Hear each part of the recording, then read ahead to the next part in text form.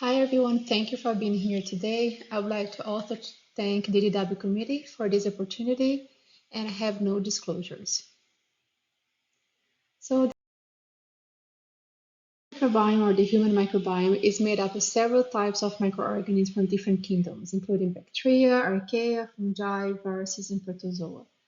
And although representing less than 1% of the microbes, archaea are important but overlooked part of the microbiome. Many of these archaea produce methane, and they live in the human gastrointestinal tract. One key species here is Methanobrevibacterium. While bacteria are the most studied component of the gut microbiome, archaea species are increasingly recognized for their roles in human health and disease. And research shows, largely based on stool analysis, that archaea can influence not only the resident gut microbes, but also several host metabolism process and energy balance, and especially in the small bowel, where digestion, absorption, and metabolic hormone signaling occur. And as part of this process, archaea consume large amounts of hydrogen, which increases energy yield from the diet. But how and why is hydrogen consumed? Hydrogen is primarily consumed during methanogenesis, which is the process by which certain archaea produce methane. And methane itself can affect human physiological pathways and influence metabolic outcomes. So these figures represent a conceptual framework linking methane to human physiological effects and potential health outcomes. Methane is shown here as being produced primarily in the gut by methanogenic archaea. And moving downwards, methane and methanogens interact direct or indirectly with several key systemic pathways, including the gut microbiota, the enteric nervous systems, the intestinal barrier immune response, and other metabolic pathways related to energy harvesting and thus possibly metabolic hormonal signaling. This interaction leads then to physiological effects. This includes changes in gut fermentation and gas dynamics, changes in gastrointestinal motility, modulation of intestinal barrier immune function, energy balance, among other possible effects. Further downstream, these changes may contribute to systemic effects and outcomes related to obesity, overweight, shifts in inflammation and metabolism.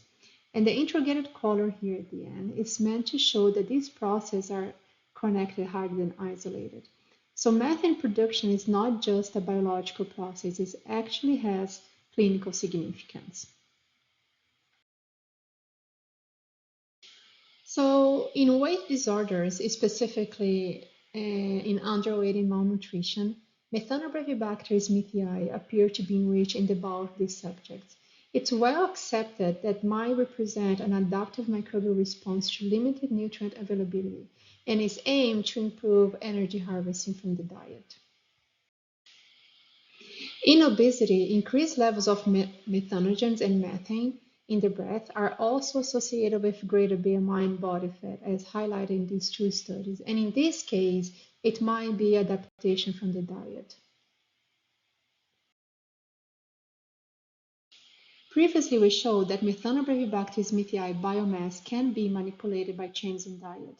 In this study, a high-fat diet rats stimulated the propagation of this archaeon throughout the gut. But more importantly, rats that gained the most weight were the ones where Methanobrevibacter smithii was detected in more than one GI segment. And those that gained the least weight, even on a high-fat diet, were the ones where Methanobrevibacter smithii could not be detected in any GI segment. Previously, we also showed and demonstrated that methane is a gas transmitter that slows intestinal transit by infusing this gas in the animals. So our proposed hypothesis here is that when Methanobrevibacter smithii produce methane, besides slowing intestinal transit, a large amount of hydrogen is consumed, enabling for a more complete oxidation of substrate and ultimately improving energy harvest from the diet. In scenarios where energy is needed more, such as in cases of underweight and malnutrition, slowing the gut and harvesting more energy from food benefits the host.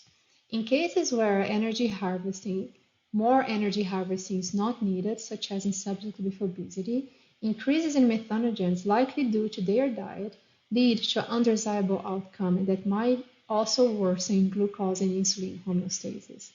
Now, considering what we know about these scenarios and the importance of the small intestine in diet, nutrition, and metabolic process, we aim with our study to examine the absolute abundance of methanogens in duodenal aspirates of subjects across a spectrum of.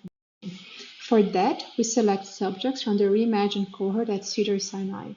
Currently, we have the largest collection of small bowel aspirates for microbiome studies in the United States, along with blood samples, biopsies, and medical records. We recruited subjects undergoing upper endoscopy without colon prep, and we collect duodenal aspirates using a custom double lumen catheter to avoid cross-contamination with other sites, including saliva. We extracted the DNA from duodenal aspirates, we added internal controls, and performed quantitative whole genome sequencing for metagenomic analysis. And this is the demographics of the BMI cohorts utilizing this study.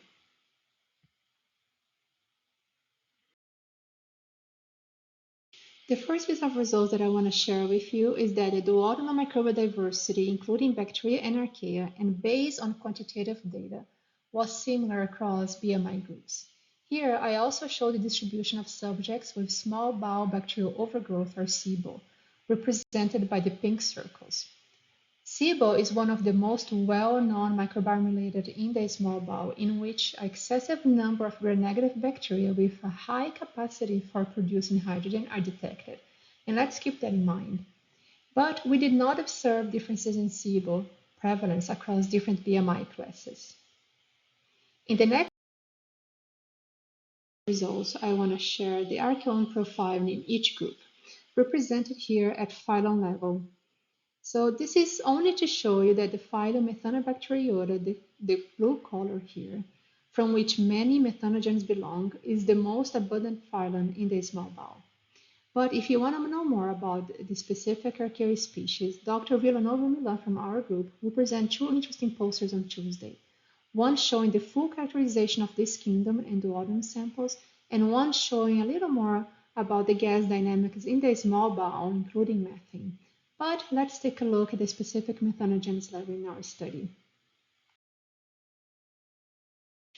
So when we analyze the absolute abundance of specific methanogenic archaea, the absolute abundance of several methanogens were altered in subjects with underweight, including higher absolute abundance of Methanobrevibacter smithii when compared to subjects with a healthy weight. And similarly, the absolute abundance of Methanobrevibacter smithii was also higher in subjects with obesity when compared to subjects with a healthy weight. And no differences we observe in subjects with overweight. The visualization of these results is even more revealing. So, as I just told you, subjects with overweight have a similar absolute abundance of Methanobrevibacter smithii in the duodenum when compared to healthy weight. On the other hand, the absolute abundance of M. smithii in underweight and obesity was higher when compared to healthy weight, suggesting a U-shaped pattern related to BMI extremes.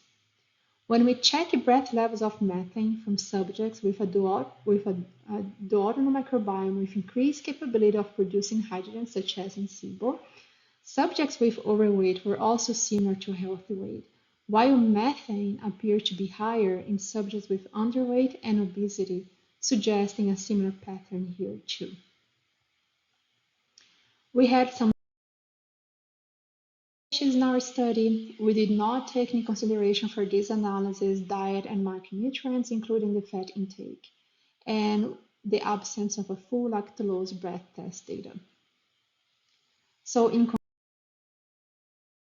conclusion, the absolute abundance of duodenal methanogens is associated with extremes of BMI, and the absolute abundance of Methanobrevibacter smithii follows a U-shaped pattern across BMI categories, and it's higher in both subjects with underweight and obesity. Breath levels of methane suggest a similar U-shaped pattern. And in subjects with obesity, the high absolute abundance of methanogens might be actually a maladaptive response. Thank you